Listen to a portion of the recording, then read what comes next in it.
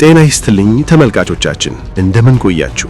ለዛሬ ያሰባሰብናቸውን በአራቱም አቅጣጫ የተፈጸሙትን የፋኖ ትንተናዎችንና ሌሎች አስደሳች የፋኖ የድል ዜናዎችን በዚህ አጭር ደቂቃ ልናሰማችሁ ተዘጋጅተን ቀርበናል።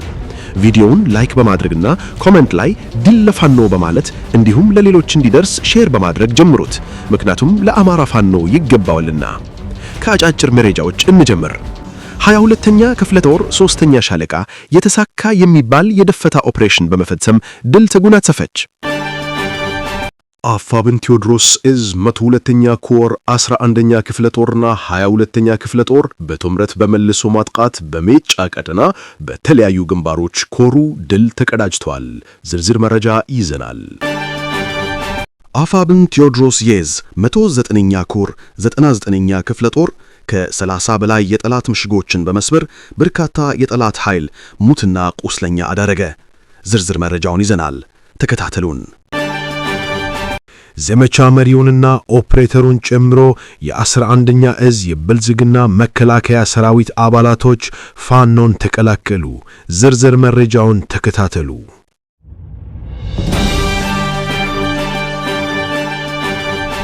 አፋብን ቴዎድሮስ እዝ 102ኛ ኮር 11ኛ ክፍለ ጦርና 22ኛ ክፍለ ጦር በጥምረት በመለሶ ማጥቃት በሜጫ ቀጠና በተለያዩ ግንባሮች ኮሩ ድል ተቀዳጅቷል። ጠላት ከተለያዩ አጎራባች ወረዳዎች ጭምር ከትናንት ምሽት ጀምሮ ያለውን ኃይልና ትጥቅ በማቀናጀት ወደ ሜጫ ቀጠና በማንቀሳቀስ የማጥቃት ዘመቻ በዛሬው ዕለት አድርጓል። በቀጠናው ላይ ያለውን የወገን ኃይል ሙሉ ለሙሉ ለመደምሰስ እልህ አስጨራሽ ፍልሚያ በተለይም አማሪት ቀጠና ላይ ያደረገ ሲሆን ውጊያን እንደ ቼዝ የሚጫወቱት የአበሬማም ልጆች በጠላት የውጊያ እክድ ውስጥ ገብተው እንደ ሰደድ እሳት ጠላት ለብልበውታል። ጠላት እንደ ፈረስ እየጋለበ ቢገባም እንደ ኤሊ እያዘገመ በእጅህ የተጨበተ ተማርኳል። በዕለቱ የተገኙ ምርኮች የተደመሰሰ ጠላት 97፣ የተማረከ ጠላት 35፣ ብሬን 01፣ ክላሽንኮቭ 52፣ አይኮም ሬዲዮን 02፣ የክላሽ ተተኳሽ 2510፣ የብሬን ተተኳሽ 520። ኮሩ በዕለቱ የተመዘገበው ድል በአማራ ሕዝብ የትግል ታሪክ ውስጥ በፊት አውራሪነት ለሚወሳው ለአርበኛ መዝገቡ ዋለልኝ መታወሻ ይሁንልኝ ብሏል።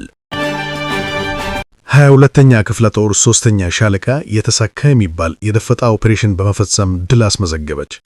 አፋብን ምስራቅ አማራ ቀጠና ምኒልክ እዝ 106ኛ ኮር በ22ኛ ክፍለ ጦር የካቲት 27 2018 ዓ.ም በደፈጣ የጠላት ሰራዊት ላይ እርምጃ በመውሰድ ድል አስመዝግበዋል።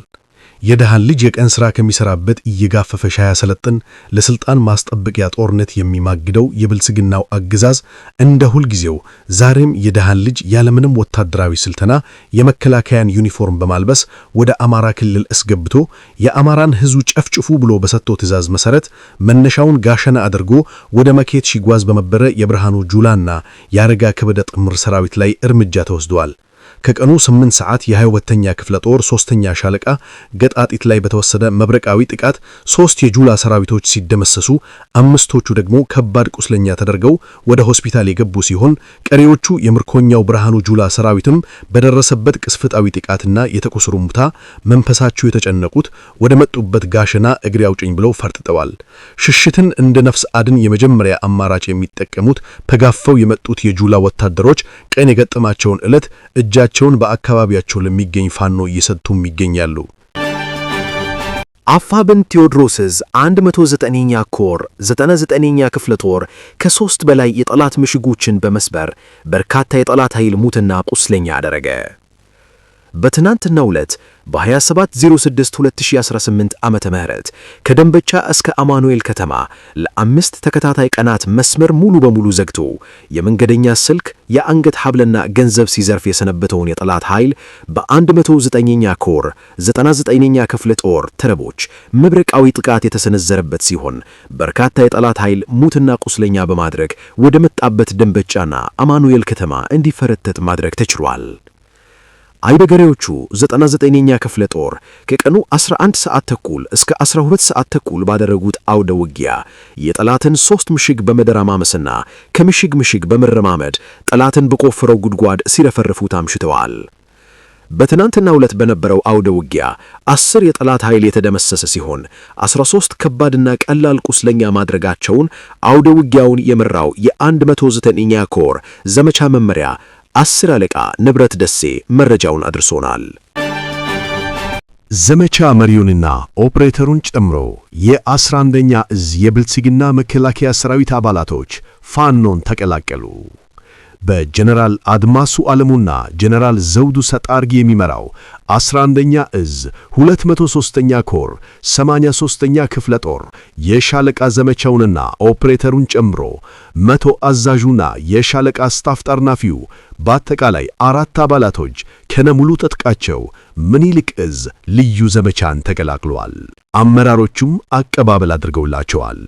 የብልጽግና መከላከያ ሰራዊት 11ኛ እዝ 203ኛ ኮር 83ኛ ክፍለ ጦር በሰማዕቱ አርበኛ ፍሬው አለና በተሰየመ ዘመቻ 2 ሞርተር፣ በርካታ የቡድንና የነፍስ ወከፍ መሳሪያ ብሎም እግረኛ ሰራዊቱን ጨምሮ በልዩ ዘመቻ መማረቁ የሚታወስ ሲሆን አሁንም የአንድ ሻለቃ 4 አመራሮች ከነሙሉ ትጥቃቸው ምኒልክ እዝ ልዩ ዘመቻን ተቀላቅለዋል።